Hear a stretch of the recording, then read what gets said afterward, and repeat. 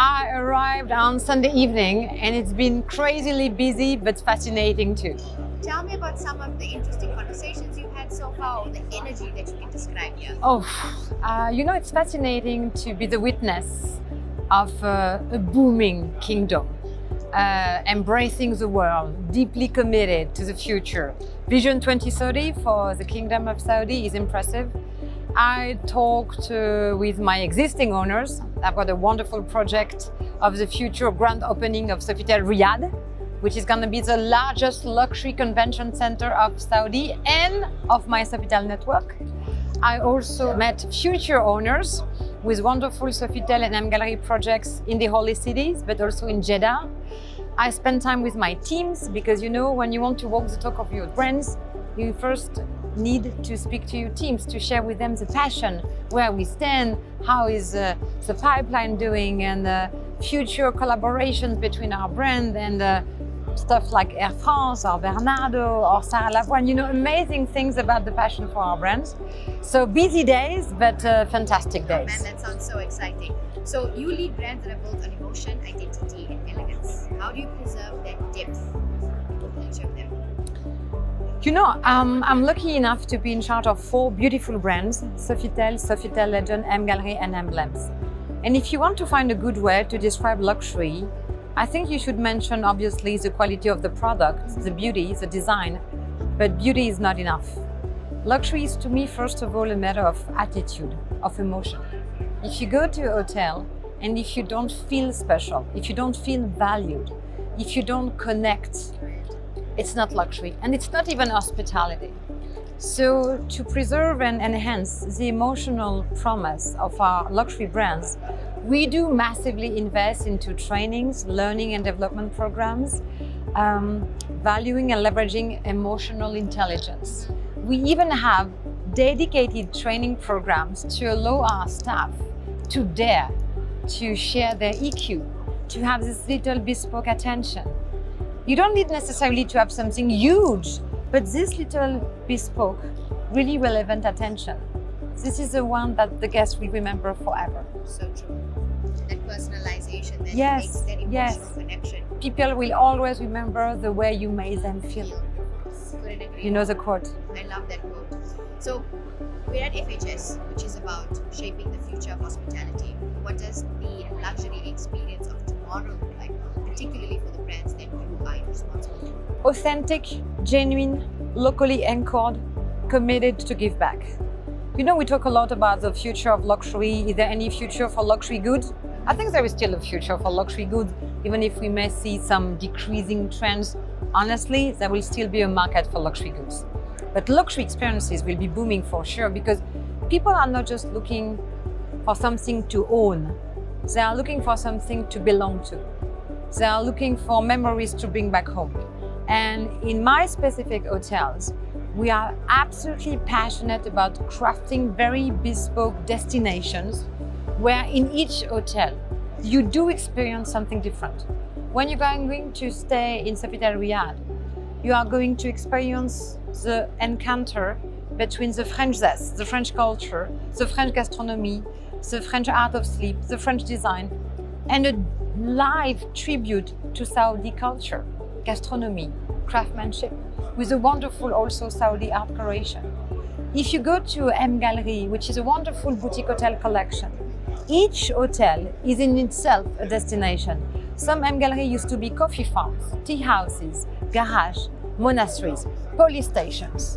So you're going to stay in a place which is so unique in itself that, this is the way I do see luxury experiences, allowing you to get in a very deep emotional connection with the place and the people, and making sure also you give back. Today, 70% of my hotels, luxury hotels, are already eco-certified, and each of my hotels has the duty to give back. To give back to local NGOs, to local communities, to provide jobs, to local sustainable food, local food providers. It's a way to interact. We should not be takers anymore, but givers more than ever. And it relies on a very demanding, sustainable roadmap. But we want to be pioneers of luxury with heart and commitment. I made a note on my phone, which when you spoke, you said something so profound. People don't just want to own something, they want to belong to something. Yeah. It's so true. What a bold statement. It's true, and this is something I do observe more and more. And funnily, 2 weeks ago, I was lucky enough to launch the community of our M lovers. M lovers are people who are so passionate about MGallery brands that they are sometimes staying up to 49 times in a year in an MGallery hotel. So we have today, as you know, 122 MGallery in the world, and they are just becoming not only guests, they are becoming collectors. They want to discover the next destination, the next memory to bring home. And so during this occasion, I've been sharing with them the latest updates about the brand. We are now partnering with Typology. I don't know if you know the brand. It's a beautiful wellness amenity brand. Typology, very famous. We just launched a beautiful glassware collection with Maison Sarah Lavoine, a very famous French designer. And I was sharing the fact that we are going to open the next MGallery in Biarritz in France on the 3rd of July, and I was inviting them. And they were so excited about that. So yes, I do believe that people love luxury also because it allows them to create emotions and to build bridges with people and cultures. These M lovers are passionate about MGallery hotels, which allow them to discover different, local anchorages. But they were also happy to meet each other, to share the same passion. So yes, there was a feeling, the sense of belonging of M lovers becoming even a new community. Yeah, that's incredible. And I'm sure it must have been really fascinating for them to meet you and have a chat with you. Yeah, it was very casual. We were in the chapel of La Reine Margot, a beautiful MGallery in Paris, Holy Chapel, beautiful. And we were just sitting together and they were showing me their favorite MGallery hotel, what they loved about that, what they wish to see more. It was wonderful. Oh man, that sounds beautiful. That's how you create community. Yes. From AI to hyper-personalization, you've mentioned a couple of trends now as well. What is a tech trend that you are very excited about? People are afraid about AI, but I don't think that AI will ever replace the human touch, which is the very essence of luxury and the very essence of hospitality. We are a people industry. So, Simon, for me, I'm excited about AI allowing us to produce more often marketing and brand content, because we're going to be able to generate more and more, creative content through AI. I think AI will allow us to be more and more relevant in the way we work with new tools of revenue management or CRM to better target and better understand the audiences we are speaking to. I think AI could be and will be a massive lever for our sustainable roadmap. And it's already real. I've been working with Orbisk and we know AI tools allowing us to massively reduce food waste. We have some pilots in Dubai, and within only 2 months, we managed to reduce by 60% the food waste. Hospitality is wonderful, but it's about buffet and food. We are 7 billion people on Earth. 1 billion people is starving and food insecure. I love my job and I love my industry, but we need to do something. And those AI tools are game changers. Owners are happy, guests are happy, they are enjoying hospitality, but in a more responsible way. And last but not least, AI will be a revolution in the way we are crafting and thinking of our future trips. Instead of you, Simon, typing on the internet, hotel, 5 stars, resort, kids club, whatever, you're gonna say, hey, I would like to stay in an inspirational, authentic place where I can have Ayurvedic massage and also enjoy Asian food. I need a wonderful teens club, not just a kids club, and I would like to visit 5 temples. Give me something. And AI will be our new travel assistant. And we need to anticipate this usage. Technology and digital is all about usage. 8 years ago, when I joined Accor, I started as a chief digital officer. And I was always saying that, Simon, digital is about usage. You need to understand which usages are changing and how fast, and you need to keep the pace, and you need to anticipate the guests' new behaviors and expectations. But at the end of the day, is it going to replace the smile, the connection, the bespoke attention in a Sofitel Legend, an MGallery or an Emblems? No. But it will allow me to better understand your guest preferences. It will allow me to have a better seamless experience for you. and to be even more relevant. And you know, when we talk about AI, to get rid of repetitive tasks, to automate them, and to allow my teams, my staff, to be where they belong, at the service of the guests. Everyone is winning. So I'm rather excited about AI. I know it's a really big year for you as well because you're celebrating 60 years of French luxury in hospitality. Tell me, do you have any big plans that we can It was last year that Sofitel celebrated the 60th anniversary. So I'm 60 years old, Simon. Sofitel. So do you. And you know, first of all, it's been a year of joy and intense celebration, which went beyond our expectations.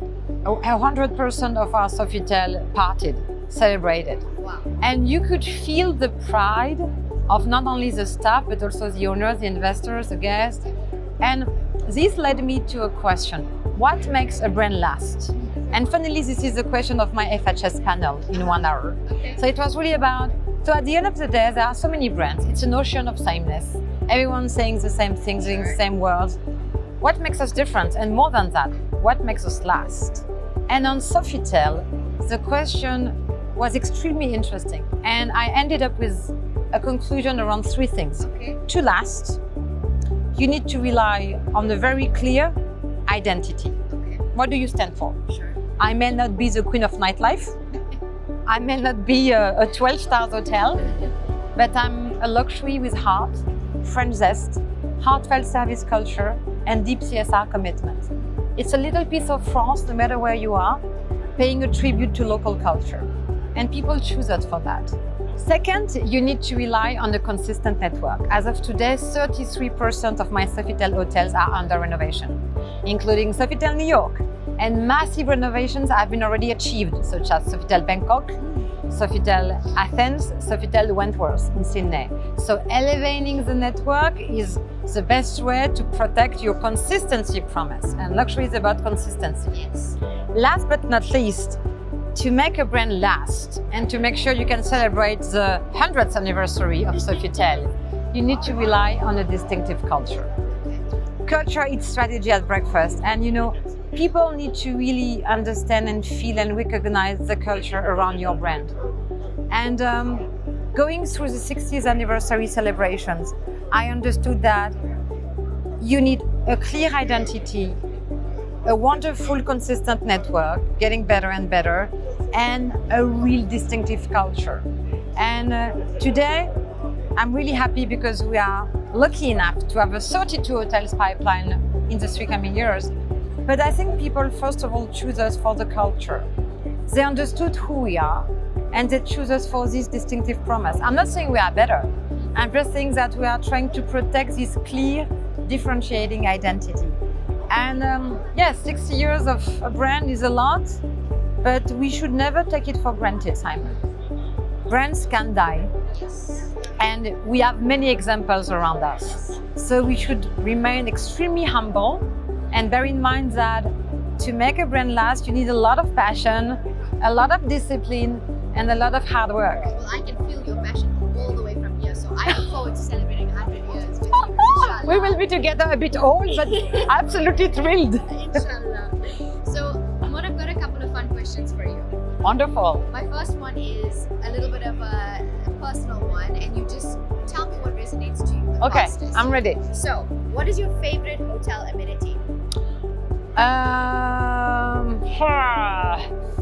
I love the new typology amenity we just launched because it's eco-sustainable, 88% CSR, vegan. It's amazing. Makes you glow even when you are completely exhausted. Nice. Second question: what is your go-to room service order? Avocado toast. The toast? Yes, avocado toast. Avocado toast. Yes, no egg. Okay. And a green tea. I think that's a very, very nice, clean choice. And sliced papaya when they have some. CSR. Good. Now, ocean view or city view? Ocean view. Ocean view. I have a house in Brittany, and each time I need to reset and to relax, I go there in my shelter. No makeup, nothing, eating pancakes with my family and my 2 daughters. Ocean view. Okay, that sounds beautiful. Okay, my final question for you. If each of your brands were a person, how would you describe all of their personalities? Oh, I love your question. Oh, wow. You're good, huh? Thank you. Sofitel is a French lady. She's 60 years old, 61 years old, but she's still looking good. I like it. She has a French elegance, which is a mix of seamless, quiet luxury, but she's also a bit clever, a bit impertinent, a bit crazy. But she's really walking the talk of the French elegance. I like it. And she's very curious about local cultures. Her grand sister, Sofitel legend, is really the same, but she loves heritage and she speaks about history all the time. She has a PhD on history. MGallery is a completely different person.